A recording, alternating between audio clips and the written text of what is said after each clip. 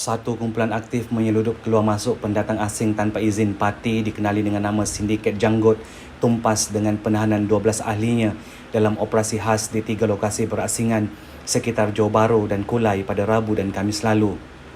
Ketua Polis Johor, Datuk Ayub Han Maidin Pichai berkata sindiket diketuai individu dikenali sebagai Joni Arifin atau Janggut dan 2 orang kanannya dikenali dengan nama Muhyiddin atau Muhid dan Jen atau Galang berusia 22 hingga 42 tahun itu aktif menyeludup migran sejak April lalu hingga kini. Katanya 12 yang ditahan terdiri daripada 10 warga Indonesia iaitu 7 lelaki dan 3 wanita serta 2 warga tempatan berusia 22 hingga 50 tahun. Menurut Ayub Han, migran yang hendak masuk ke negara ini dikenakan bayaran RM1,300